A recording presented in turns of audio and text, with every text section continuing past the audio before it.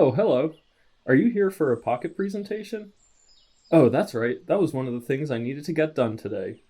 Well, I guess the rest of this list will have to wait.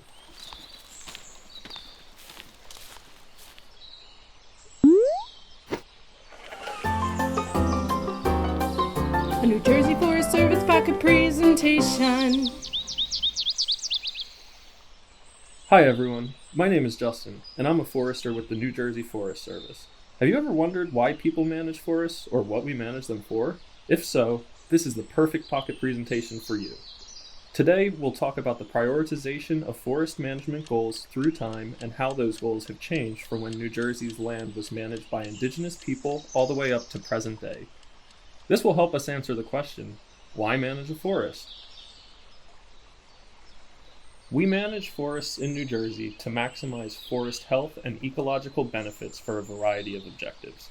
Having healthy forests not only provides a whole suite of benefits to humans, including clean air, clean water, and access to recreation, but also includes health benefits such as boosting your immune system, reducing stress, improving your mood, and lowering your blood pressure. Healthy forests also provide habitat and growing space for important species of plants, wildlife, and insects. By providing abundant food and shelter, regulating temperatures, and providing clean air and water, healthy forests contain habitats where wildlife can breed, raise young, forage, and rest. In addition, the increased diversity and resilience to changing conditions that mark a healthy forest help to protect forests from climate, storms, wildfires, and even insects and disease. Forest and ecological health are always our main objectives when it comes to forest management, but forest health can be negatively impacted by non-ecological factors, such as human population density. Currently, New Jersey is the most densely populated state in the US, but we didn't always have this many people living here. An increasing population means less space for forests and more forest-related safety concerns, such as wildfires and mass tree mortality related to invasive insects and disease.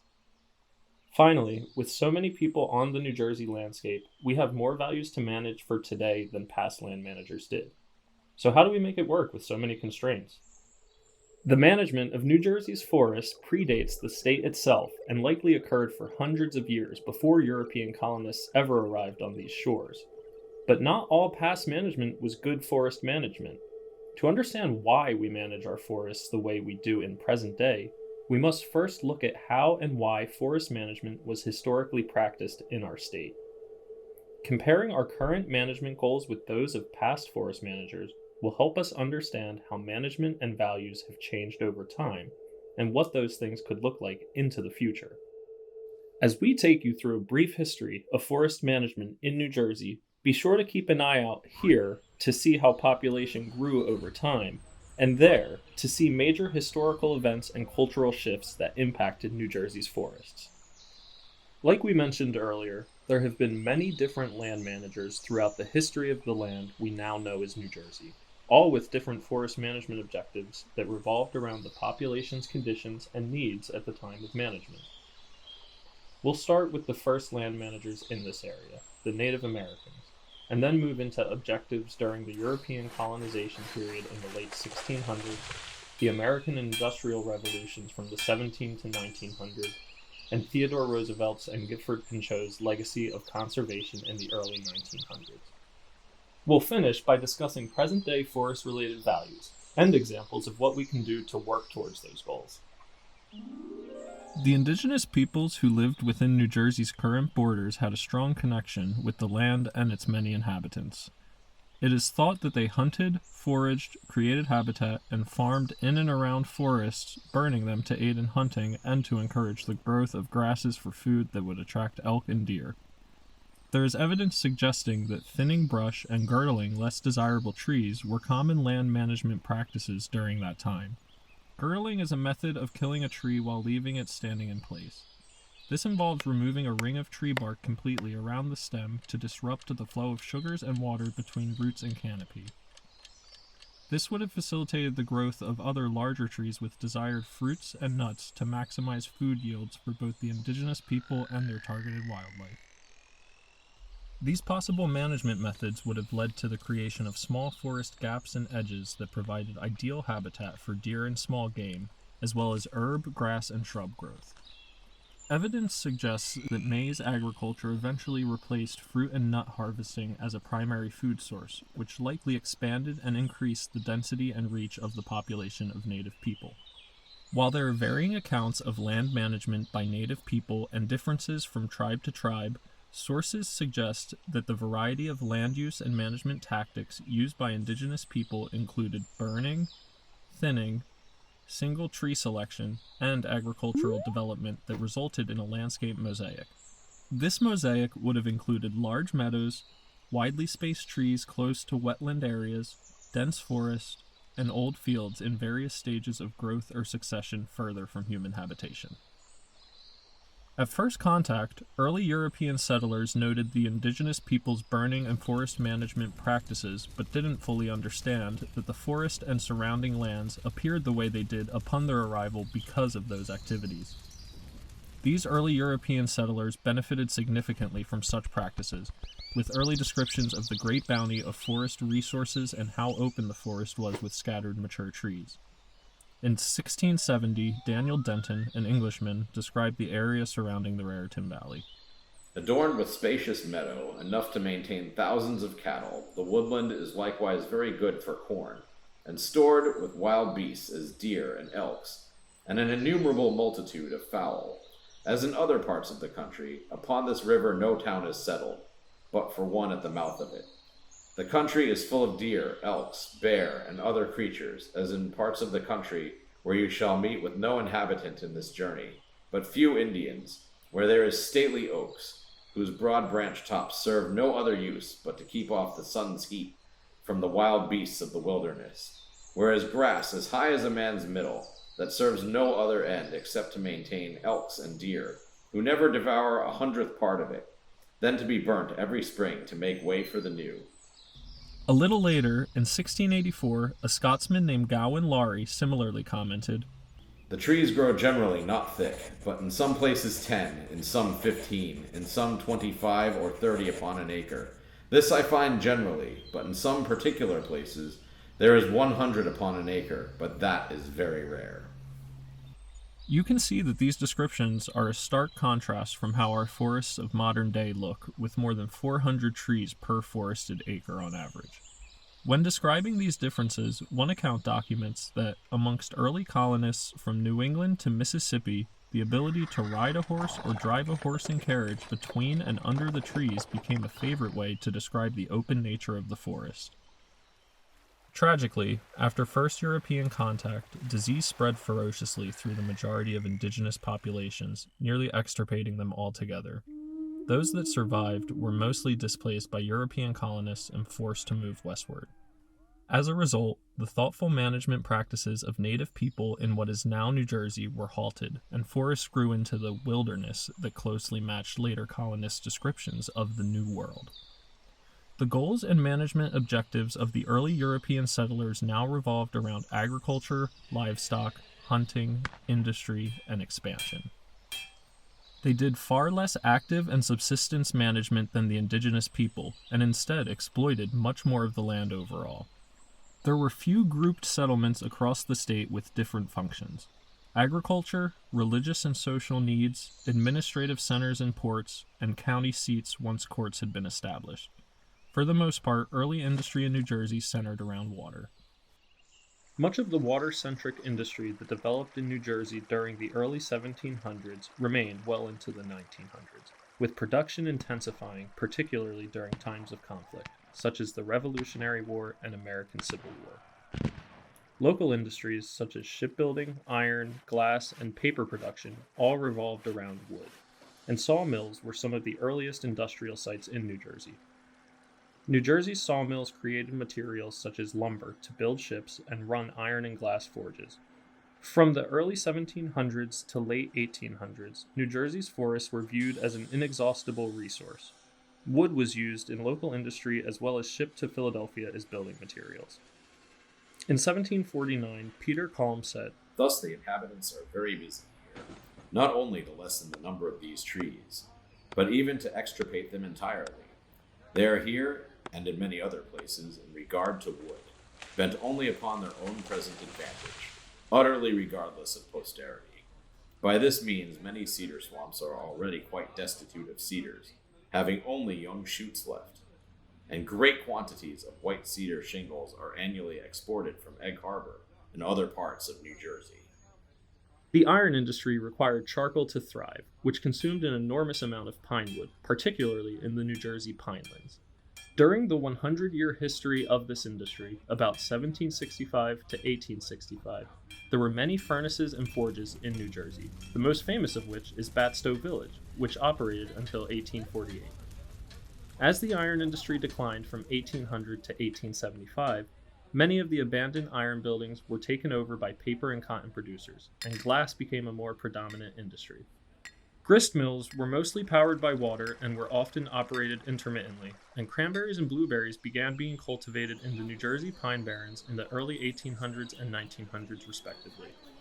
All of this to say, for several centuries, industry in New Jersey thrived off taking advantage of our forested land with no thought of how those lands would be restored. Whether we were cutting forests to create wood products, to create charcoal and run forges, or for agricultural purposes, for many years, our forested resources were overutilized. In the late 1800s, Gifford Pinchot became the United States' first professional forester. Known as the father of American forestry, Pinchot launched the conservation movement, defining conservation as the management, restoration, protection, and preservation of natural resources. He strove to manage forests and land by balancing human activities and demands with the conservation of nature for the future, popularizing the saying that conservation should yield the greatest good for the greatest number for the longest run. While many Americans in the late 1800s and early 1900s still considered natural resources to be inexhaustible, Teddy Roosevelt wrote, "We have become great because of the lavish use of our resources, but the time has come to inquire seriously what will happen when our forests are gone, when the coal, the iron, the oil, and the gas are exhausted, when the soils have still further impoverished and washed into the streams, polluting the rivers, denuding the fields, and obstructing navigation." Roosevelt became President of the United States in 1901, and when Pinchot brought his idea for conservation to the President, Roosevelt immediately recognized its importance. Conservation became the policy of the Roosevelt administration, and as a result, Roosevelt created the U.S. Forest Service and established 150 national forests, 51 federal bird reserves, 4 national game preserves, 5 national parks, and 18 national monuments on over 230 million acres of public lands. In 1905, Pinchot was appointed the first head of the U.S. Forest Service, and under his control, national forests increased from 32 to 149, totaling 193 million acres by 1910. Applying the idea of conservation to the state of New Jersey, in 1905, Governor Edward C. Stokes established the New Jersey Forest Park Reservation Commission, currently known as the State Parks, Forests, and Historic Sites under the New Jersey Department of Environmental Protection. Since then, conservation has continued to be a strong and steady objective for the state of New Jersey. However, population growth has necessitated change of forest management objectives.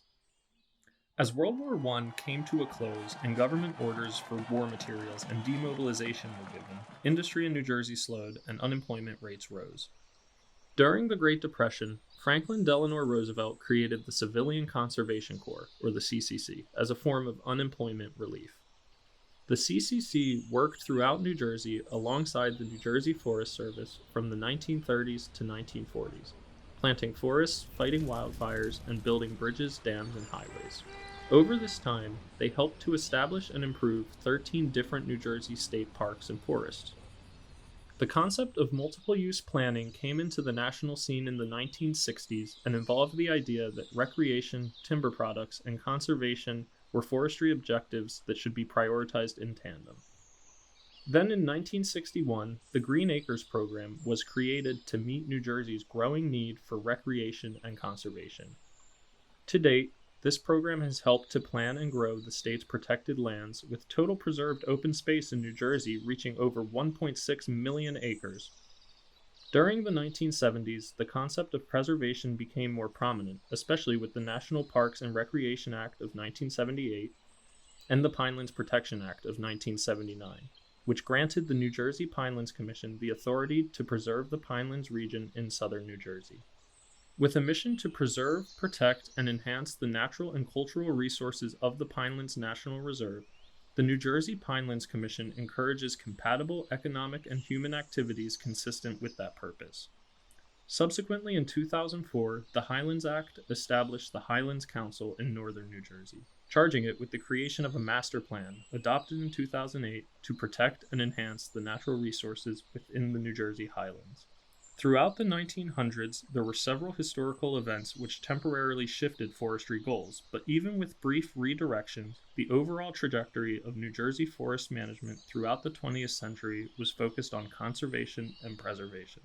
Currently, New Jersey state parks, forests, and historic sites is directly responsible for the management and operation of 30 state parks, 10 state forests, and 8 other recreation-based sites, making up 453,700 acres total.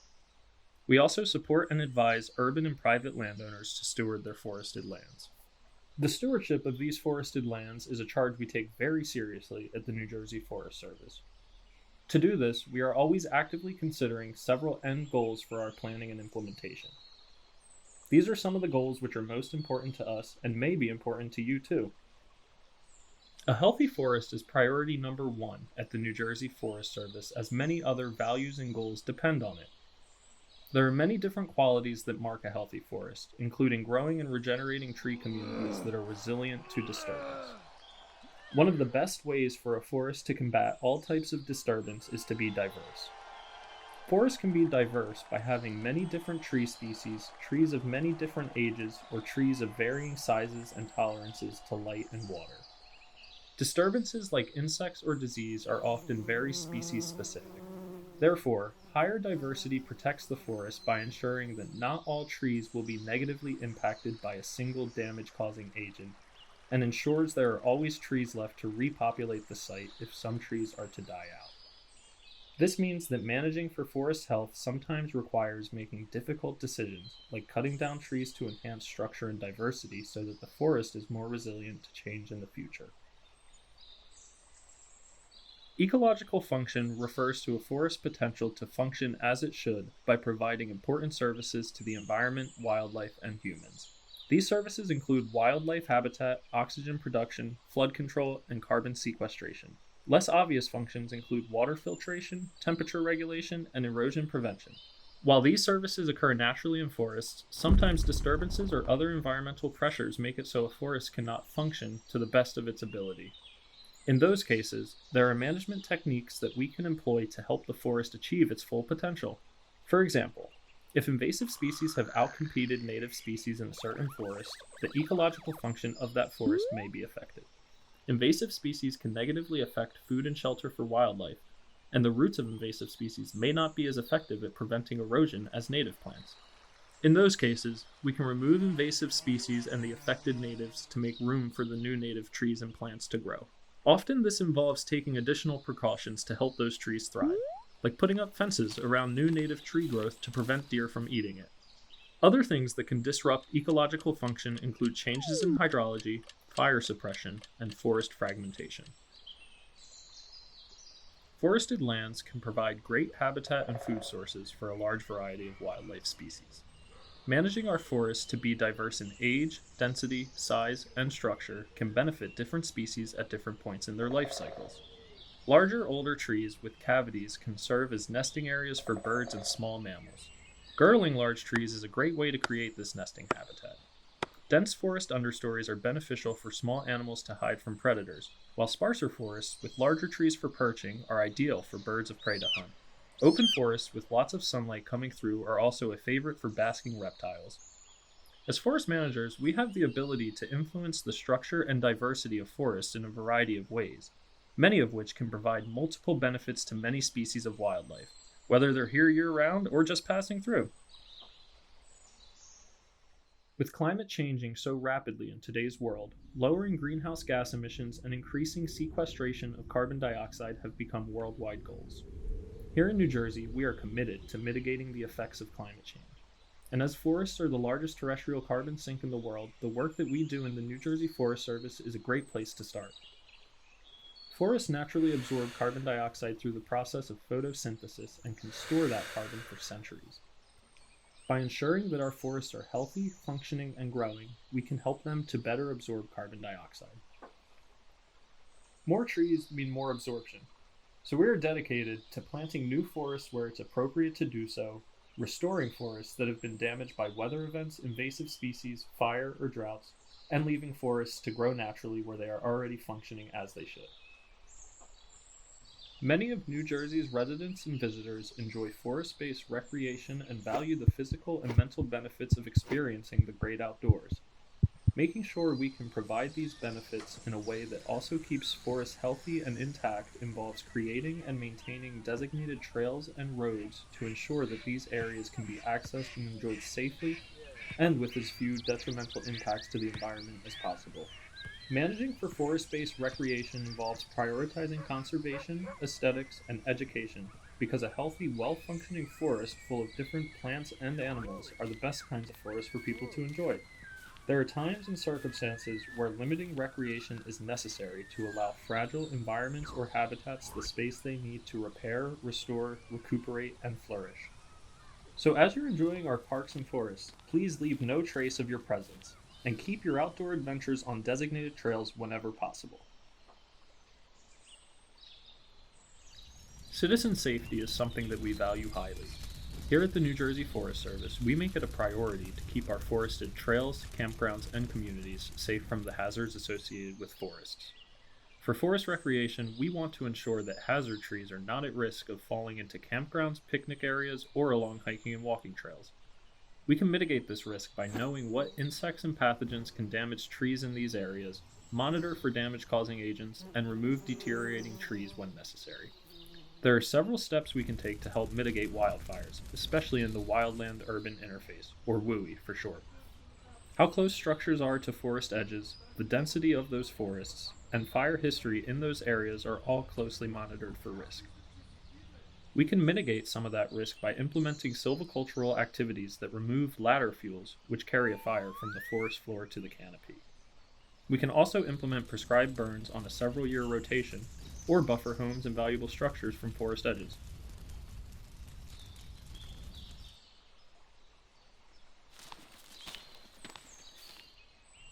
Whew! There were a lot of important things to cover there. You're probably thinking right now, well, I value a lot of these things. The good news is, we do too. However, in reality, these goals can sometimes conflict with each other. For example, to keep the forest healthy, we periodically need to prevent the spread of tree disease by cutting down some trees to keep the rest safe. In the short term, that can conflict with the goal of maximizing the amount of carbon that can be stored in the forest. However, in the long term, saving many trees from dying by removing a few promotes both forest health and carbon sequestration. This is just one example of many where tough decisions must be made and trade-offs accounted for to decide what's best in the long run for our forests. In the face of these decisions, it sometimes seems easiest to decide to do nothing at all, but it's important to remember that doing nothing is a management decision in itself which has lasting impacts. Choosing whether intervention is the right action all depends on the current condition of the forest, future threats that it is predicted to face, and ultimately the end goal you hope to achieve. As you can see, forest management can get pretty complicated pretty quickly, and there's not always one right answer. In fact, when asked a specific management question, a forester is most likely to respond by chuckling and saying, well, it depends. But what is certain is that to make the best management decisions we can, we need lots of accurate, up-to-date data on our forests and the risks they face. You know what I just realized? Forest management is kind of like my to-do list. There are lots of things to be done, but there's only so much time in one day, which limits what I can accomplish. In the same way, we in New Jersey don't have unlimited time, resources, and land for forest management.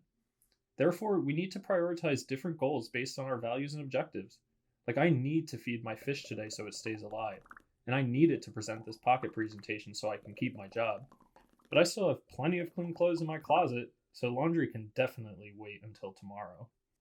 Making decisions together on how to manage our forests is a little more challenging than ordering my to-do list, but ultimately, New Jersey's management plans should always be based on a combination of data and research, as well as the values and objectives of people who care about New Jersey's forests. So, people like you. As Teddy Roosevelt said when advocating for environmental conservation, it is not what we have that will make us a great nation, it is the way in which we use it. Thank you for joining us today to learn more about why we in New Jersey choose to manage our forests and what goals we consider and prioritize to create holistic forest management plans. If you have any questions, please feel free to reach out to us at askaforester@dep.nj.gov and stay tuned for some other pocket presentations.